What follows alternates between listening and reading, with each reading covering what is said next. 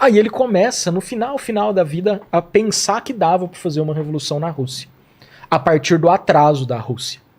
Então ele só no final da vida começa a pensar isso, que era possível fazer uma revolução em países atrasados. Mas quem desenvolve isso efetivamente, real, é o Lenin. Porque o Lenin pensa o contrário. A ideia do Lenin é, onde é mais fácil derrubar o capitalismo? Onde ele é mais fraco, onde ele é mais forte? Mais fraco. Onde ele é mais fraco. Então ele pensava o seguinte, o capitalismo está no mundo todo, certo? Certo. Se o capitalismo está no mundo todo, todos os países são capitalistas, a Rússia também está dentro do jogo do capitalismo, do jeito dela, evidentemente, né? Mas está. Então existem elos frágeis nessa cadeia mundial do capitalismo. E a Rússia é um elo frágil. Então é melhor a gente começar a Revolução Mundial, porque a Revolução sempre foi pensada mundialmente, a partir desses elos frágeis. Então Lenin pensou isso. E o que dava essa fragilidade? O próprio desenvolvimento da Rússia e uma brecha histórica que é a Primeira Guerra Mundial. Por que a Primeira Guerra Mundial é a brecha? É a brecha. Por conta da crise. Ela abre uma crise gigantesca. A Rússia já vivia uma crise fodida há muito tempo, pelo menos desde 1905, 1904. Ela entrou numa guerra com o Japão, por exemplo. Que é uma primeira revolução foi uma tentativa de revolução que foi frustrada. Entendi. Exato. Então ele tem todos os... o terreno está muito propício, então, para essa revolução por causa de tudo isso. Exatamente. E como se dá essa revolução? Quais são os passos para implantar o comunismo? Então, são duas revoluções. Na verdade, deveriam ser até mais, né? Porque o que a gente tem que pensar é que existe... Mas o pessoal estava com um livro do Marx debaixo do braço, em todo instante. Sim. Citavam ele Sim, e era... sim, né? sim. Lenin era leitor de Marx. Tá. Só que aí que tá. Em política, a gente nunca pode pensar que uma ideia ela vai ser implementada na prática Puramente. Puramente. Claro que não. Porque é impossível. Porque a política ela é a arte da negociação. Tem o meu interesse, tem o seu interesse. Então, assim, não adianta você querer enfiar a realidade, a teoria na realidade, que não vai caber. É uma distorção. E os lugares são diferentes.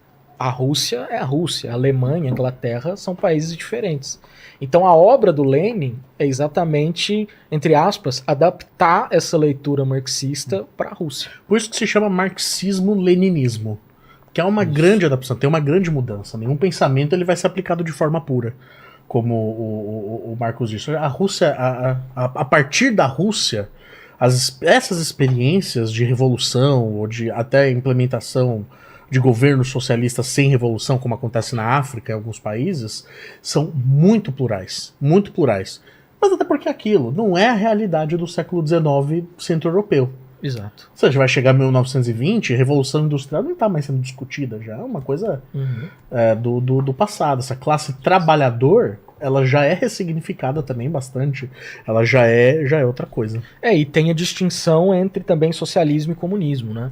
Então você tem, em 1917, duas revoluções na Rússia. Uma revolução em fevereiro, que derruba o czarismo, que era quem governava a Rússia naquele momento, e em outubro, a revolução bolchevique, que é a revolução dos comunistas.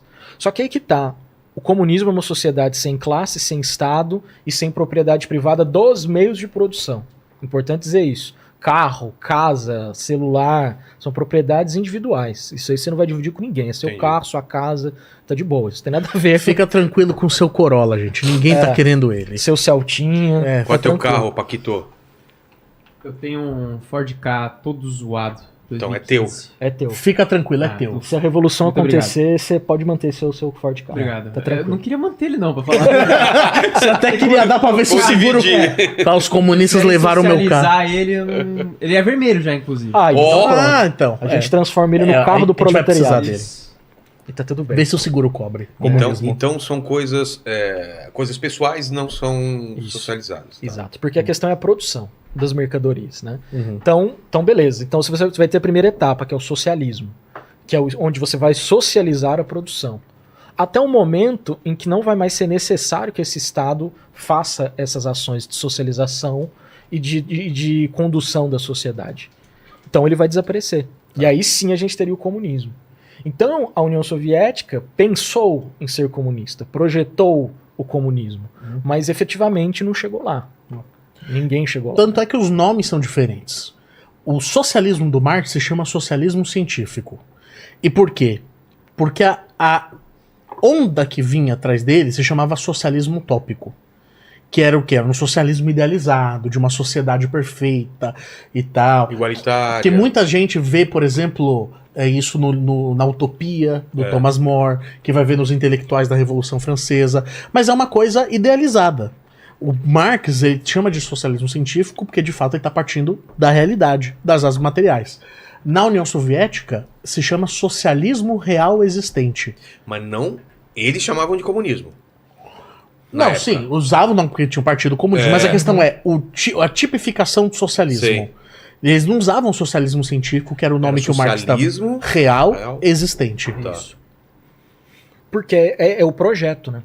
O comunismo é muito mais um projeto do que uma realidade. Então, mas eram alguns caminhos que iam chegar no comunismo Isso. total. Isso. E o que deu errado, assim? Por que não chegou no comunismo? Então, eu acho que essa questão de dar errado, certo e errado, ela é muito complicada. Porque a gente teria que pensar em parâmetros para definir o que é certo e errado. Não, né?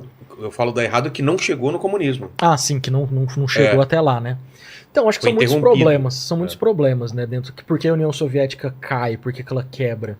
Tem problemas ligados a uma ordem internacional, inclusive. Mas ela dá certo, ela funciona bem durante muito tempo, certo? Bom, você tem que pensar o que é a Rússia antes e depois Então, da é isso que eu Revolução queria... Russa. Sim. Isso é legal falar. A Rússia era um país agrícola, muito pobre, considerado atrasado, com um sistema quase feudal. Não dá pra dizer que era um sistema feudal, mas era um sistema que emulava quase um feudalismo. E a partir de que virou a União Soviética, tem um investimento muito forte em tecnologia. Bom, eles lutaram para a páreo com os Estados Unidos. Claro. Fizeram viagem pro Espacial, espacial. Por que foi possível isso?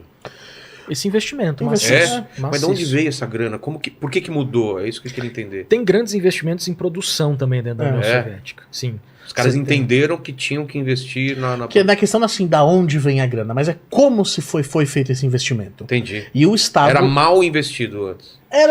Não é que era mal investido, tinha uma concentração que fazia isso ser pouco produtivo. Entendi. Então, no caso, o interesse do Estado soviético era desenvolver uma nação muito forte, porque você estava em guerra. Você vai começar a Segunda Guerra Mundial, enfim. O cenário é esse, né? Acaba a Primeira Guerra e tá à porta de uma Segunda Guerra, né? Primeiro eles têm que lidar com uma guerra civil, inclusive. As consequências, a industrialização é um ponto central.